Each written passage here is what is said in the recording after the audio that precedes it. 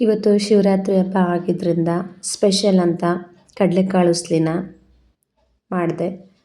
ಅದಾದ ನಂತರ ಮಾಮೂಲಿ ಶಿವರಾತ್ರಿ ಹಬ್ಬ ಅಂದ ತಕ್ಷಣ ಉಪ್ಪಿಟ್ಟು ತಂಬಿಟ್ಟು ಇರಲೇಬೇಕಲ್ವ. ಸೊ ನಮ್ಮ ಅತ್ತೆ ಮೊದಲೇ ತಂಬಿಟ್ಟು ಒಬ್ಬಟ್ಟನ್ನು ಮಾಡಿ ಆಗಿತ್ತು. ನಾವು ಊರಿಗೆ ಬರೋ ಅಷ್ಟರಲ್ಲಿ ನಾನು ಬಂದು ಕಡಲೆಕಾಳು ಉಸ್ಲಿ ಮತ್ತು ಅಕ್ಕಿ ನುಚ್ಚು ತರಕಾರಿ ಉಪ್ಪಿಟ್ಟನ್ನು ಮಾಡಿದೆ. ಮತ್ತು ಜೊತೆಗೆ ಕೋಸಂಬರಿನೂ ಕೂಡ ಮಾಡಿದ್ದಾಯಿತು. ಇದೆಲ್ಲ ಆದಮೇಲೆ ನಮ್ಮ ಯಜಮಾನ್ರು ಲಿಂಗ ಪೂಜೆನ ಮಾಡಿಕೊಂಡ್ರು. ಲಿಂಗ ಪೂಜೆ ಎಲ್ಲ ಮುಗಿದ ನಂತರ ನಾವು ನಮ್ಮ ಮನೆ ದೇವರಾದಂಥ ಶ್ರೀ ಶಂಕರಲಿಂಗೇಶ್ವರ ಸ್ವಾಮಿ ದೇವಸ್ಥಾನಕ್ಕೆ ಹೋದ್ವಿ.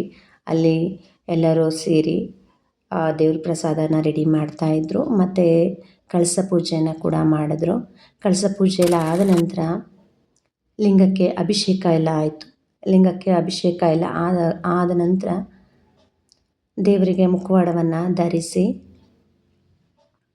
ಅದಕ್ಕೆ ಹೂವಿನಿಂದ ಅಲಂಕಾರ ಮಾಡಿ ಅಷ್ಟೋತ್ತರ ಎಲ್ಲ ಆದ ನಂತರ ಮಹಾಮಂಗಳಾರತಿ ಆಯಿತು.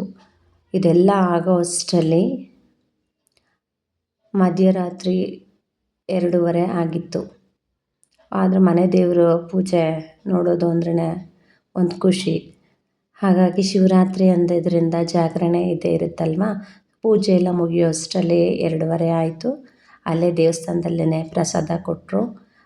ಹಣ್ಣು, ಉಪ್ಪಿಟ್ಟು, ಪಾನಕ ಎಲ್ಲ ಕೊಟ್ಟರು. ಇದೆಲ್ಲ ಮುಗಿದು ನಾವು ಮನೆಗೆ ಹೋಗೋ ಅಷ್ಟೊತ್ತಿಗೆ ಬೆಳಗಿನ ಜಾವ 3 ಗಂಟೆ ಆಗಿತ್ತು.